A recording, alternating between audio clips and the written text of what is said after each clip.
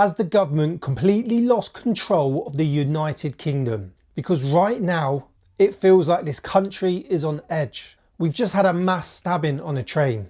Innocent people going about their day, attacked without reason. Just a couple of days before that, we've got a man holding a Quran standing on a police van while it's on fire. It's like we're living in a lawless wasteland. And before that, we've got more stabbings, more attacks, more headlines like we're in a war zone.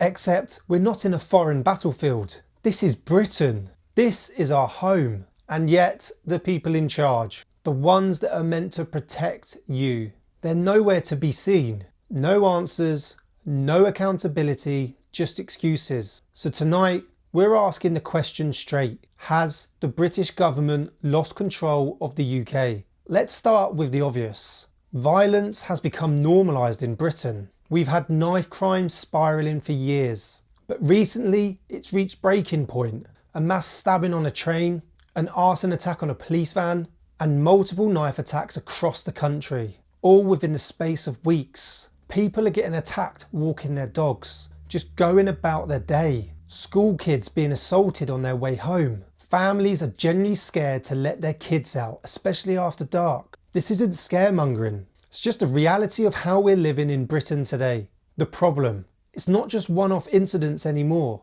It's patterns. Patterns of violence, patterns of lawlessness, patterns of failure. And when law and order collapses, even slightly, chaos fills the void. It starts small. One stabbing, one fire, one act of antisocial behaviour. But when no one steps in with real strength, it snowballs. And that's exactly what we're seeing across Britain right now.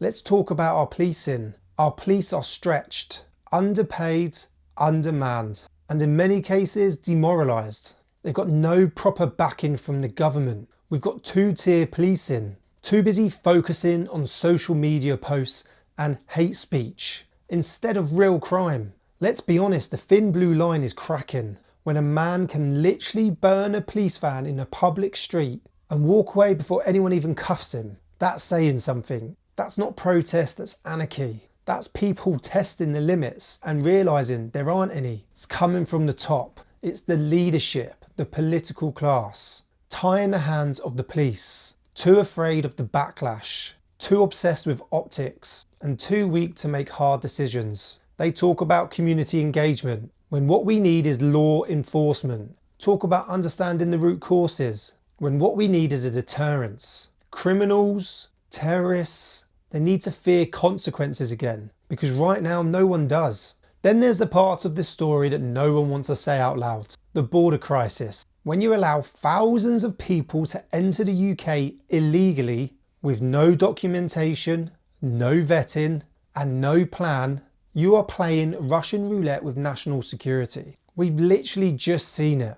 An illegal migrant who committed a sexual offence was accidentally released back into society instead of being deported. Accidentally released? How does that even happen? If it was you or me, we'd be facing prison. But somehow, with an illegal migrant and a criminal record, the system misplaces the paperwork, accidentally categorises him wrong. Remember, this isn't about race, it isn't about hate, it's about accountability from the top. If you break into the country, commit crimes, and then get released to roam free, that's not compassion, that's insanity. And yet the government just stays silent. They'll tell you processes are being reviewed or lessons will be learned. We've heard the same sentence for the last decade or more. Nothing ever changes. Every border failure has a consequence. And right now those consequences are walking the streets. And when the country's falling apart and your patience is hanging by a thread, get fueled by something that is made for the resilient. Check out our covert ops, In the Shadows and Battle Brew coffee blends. The link is in the description. Let's get back to it. People across Britain will tell you the same thing. They don't feel safe anymore. And honestly, who can blame them? You've got knife attacks pretty much becoming daily news. Criminals being released early due to overcrowding. Police pretty much aren't even responding to 999 calls. And a government that is more focused on headlines rather than hard decisions. Mothers and fathers scared to let the kids out in the evening. The elderly locking their doors before sunset. And men who should feel empowered to protect their families, are scared if they step in to stop a crime, they're the ones who will be arrested. That's not Britain. That's not who we're meant to be. We built this country on courage and strength. But right now, the people in charge have changed that courage to softness. Too scared to offend, too scared to enforce, and too scared to lead. When good men do nothing, evil wins. And right now, evil is having a field day. So let's be brutally honest, the problem starts at the top. Weak leadership, no backbone and no accountability. Every time something horrific happens, the same script comes out. We're investigating, we're reviewing procedures. We take this matter seriously. It's robotic, it's hollow, and it's insulting. This government has lost touch with the streets. They've lost touch with the people who actually live with the consequences of their failure. They talk about community safety from behind taxpayer-funded security gates. They don't ride those trains. They don't walk those dark streets. They don't worry about their daughters getting home safe. The working class, the veterans, the police officers, the nurses, the shopkeepers, they do. And it's them that are paying the price for this chaos. Britain doesn't need some PR stunt. It needs action. We don't need a government that just talks tough, but we want one that acts tough. Because once control is lost, it's hard to get back. If this continues, Britain's future looks bleak. And I don't say that for drama. I say that because we're already seeing it unfold. When people stop trusting the government, they stop cooperating. When they stop trusting the police, they stop reporting crime. When they stop trusting the media, they stop believing anything they're told. That's how nations fall apart. Not overnight, but piece by piece. People start taking matters into their own hands. Protests become riots, society fractures. And when fear replaces trust, it doesn't matter who's in power, because control is already gone. We know we're already seeing the early signs of that.